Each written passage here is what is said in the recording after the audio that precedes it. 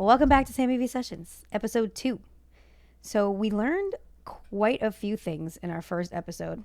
I'm looking for my notes.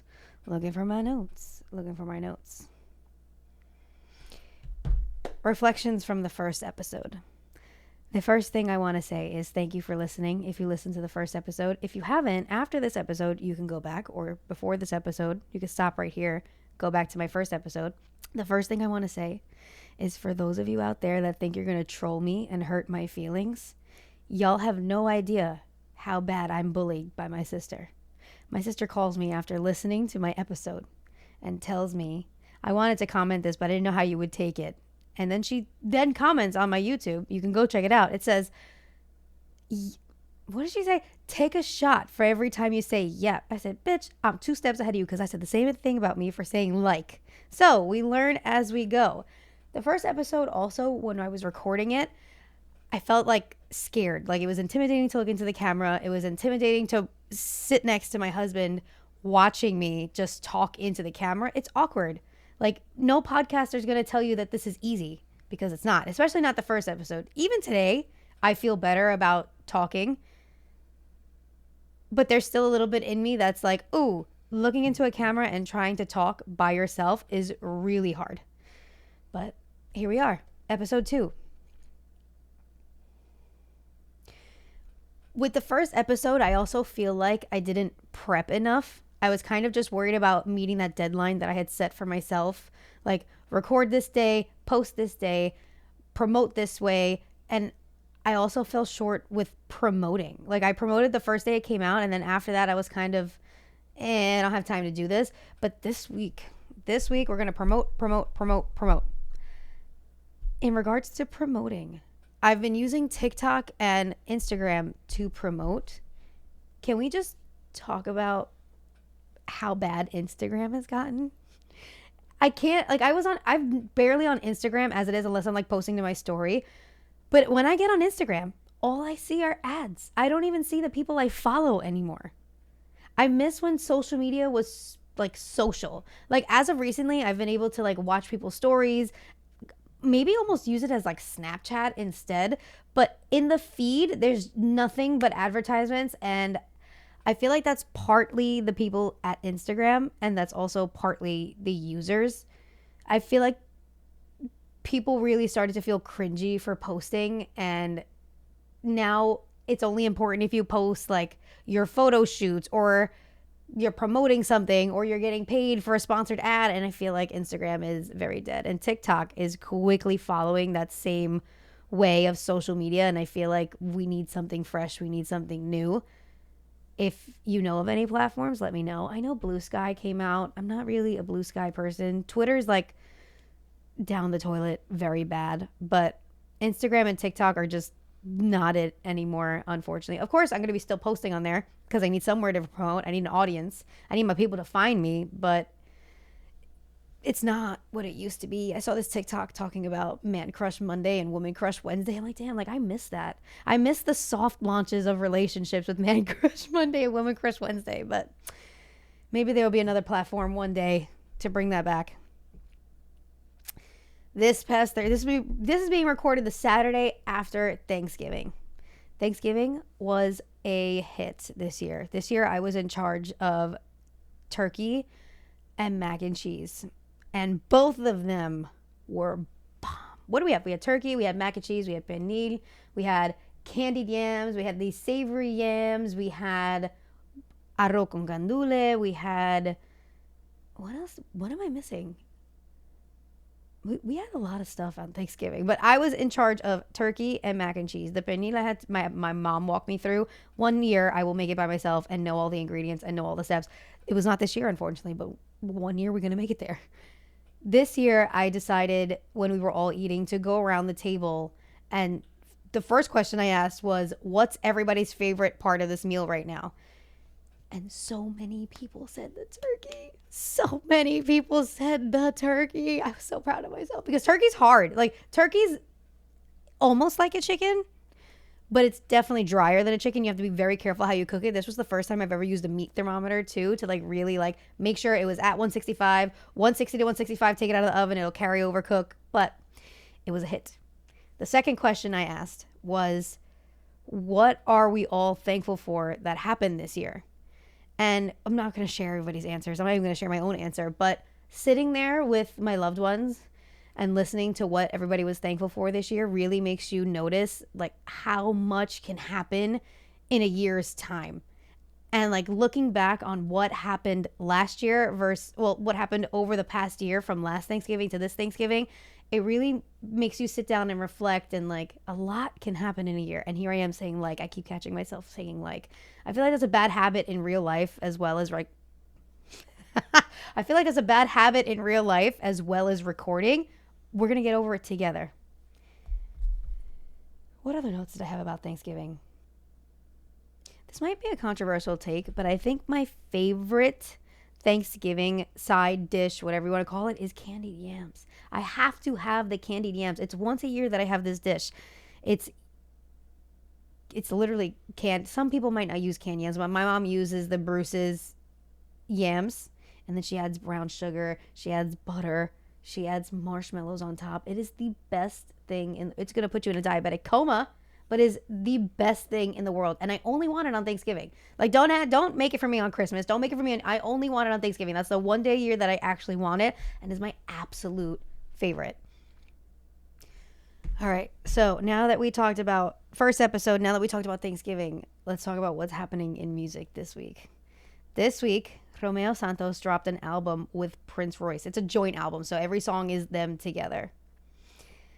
Before I get into what I think about the album, when I heard about Romeo Santos dropping an album with Prince Royce, the first thing I thought about was, wow, I haven't heard that name in forever. I think the last time I heard about him was Corazón Sin Cara, and that was like 2010. So think about 2010, I was what?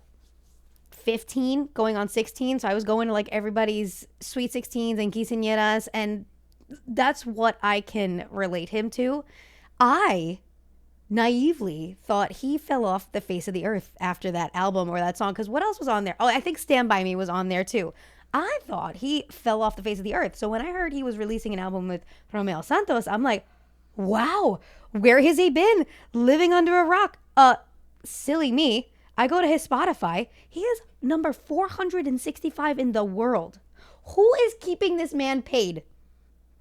Because on his Spotify, I realized that he's on this song that I didn't know he was on. And it's Boobaloo. And it's a Becky G song with Mambo Kings and DJ Luyan. Oh, and Anuel. We don't talk about Anuel in this podcast. That's another person. Taylor Swift, Anuel, cut it out. But I didn't know Prince Royce was on Boobaloo. And then, other than that, I feel like, where has this man been? If you're a Prince Royce fan, I'm so sorry, because I thought he was living under a rock or maybe like ghostwriting or something. But him being on this album, I was like shocked when I saw that he was 465 in the world. I did give it a listen. Now, I don't want people to hold me to my opinion on the first listen. I feel like you need to listen to albums, especially albums, because there's so many songs in there you might miss something. I listened to the album and I think I got through 4, maybe 5 songs. It is just cringy. It is not a vibe. Beats are great, but I don't know, there's one song, I don't even remember the name of the song, but in the song, I think it was Romeo, when he said, she's for the street, or she like sings, he sings in the background, she's for the streets, and I'm like, that's corny. Like, it's just cringy, and it's not for me. I'm going to give it another listen. If you're absolutely in love with it, I love that for you, but upon first listen, it's not catching my ear. It's just not. I'm going to give it another try. Like I said, don't hold me to my first opinion about this album. I'm going to keep listening to it. I only got through the first 5 songs, and I think there might be 13 songs. Yeah, I was right. It's 13 songs. It's 50 minutes long. And I only got up to 6 songs. So I'm going to keep listening to it. I'm going to give it another try, because obviously I've been missing Prince Royce songs and what he's been putting out. But I'm going to be better. I'm one person. I can't listen to everybody. I only have a small amount of time to listen to music. So don't come at me if you're a big Prince Royce fan and you're like, girl, duh. So, what time are we at? Oh, we're only at 10 minutes. That's another thing. That first episode, I thought I was talking for 45 minutes. It was 13 minutes. Or maybe it was like 15 minutes after we finished cutting like the pauses. Podcasting is not easy. Sitting here talking to y'all and just talking to myself. Maybe when I have a guest eventually, it'll be a lot easier to like go back and forth. But right now, sitting here talking, I feel like I'm talking forever. And it's not even a lot of time. How we end every episode is Song of the Week. This week, I have 2 of them. This song came up on my For You page, and I just thought to myself, this song used to be my jam. Have you ever had an old song come up in your brain or come up on your For You page or wherever on the radio, and you just sit there like, damn, like I used to listen to this song nonstop, and then for that whole week, you're listening to that song? Yeah, that was me with this song. What You Got, Colby O'Donis and Akon. Akon was making the pop stars. What year did this come out? Let's see. You get a little snippet with you. 2008. Akon was creating the pop. Am I crazy? Wasn't Akon part of like Lady Gaga's blow up too? Or am I making that up? I feel like I'm right. But Akon, after his little music blip that he did, he was like, I'm going to produce people. I'm going to produce these pop stars. They're going to be great. These are all going to be my proteges. But What You Got, Colby O'Donis. Another one that fell off. Unless you're a big Colby O'Donis fan, he's not ranked on the numbers in the world. I think that stops at 500 for Spotify. Anyway, second song of the week. This one also came up on my For You page.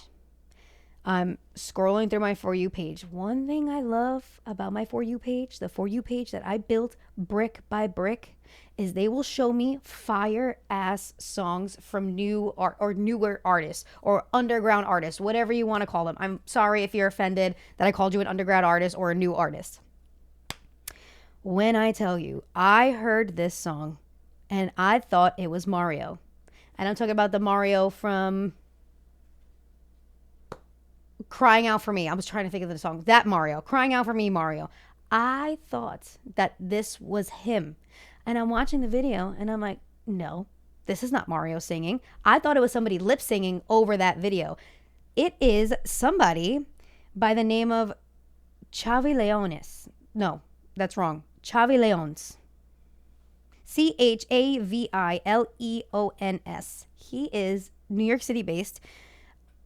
I want to say he was Dominican, and he, on this video, he says that he's creating his own genre. And it was kind of like R&B, but kind of like bachata vibes. It was absolutely amazing. I've been playing it all week since I've heard it. The song is called Damn, and on his Spotify, he does have more songs, but this specific, I haven't gotten a chance to listen to the other songs, but this specific song, Damn, it needs to be on every radio station, at least in New York City for right now. I want you to go show love to this person. Go to his Spotify, go to his TikTok, listen to his other songs. I think he is amazing, and I think he's started something that's unique to him, and it's going to blow him up. So Chavi, if you're watching this, I'm so sorry if I'm not pronouncing your name right. If you're watching this, keep going. I want to hear more. And if you are a newer artist and you want me to listen to your song, so maybe I can post you on my TikTok, or maybe I could talk about you on my podcast. Maybe you want to be a future guest. DM me. I want to talk to you. I feel like I'm new in this podcast, but that's what I want my podcast to be about. Bringing up others, discovering new music, discovering new genres, discovering people that are trying to make it in the music industry. Me, we're going to be friends right here, okay? I'm trying to make it in this podcast industry. People out there trying to make it in the music industry. I told you in my first episode, I want this podcast to be music based, and that's where I want to go from here. So 2 songs this week. What You Got from 2008. You're going to love it if you've never heard it. Then you have Damn by Chavi Leones. And that's it for this week. That's all I got. I love you all. Talk to you later.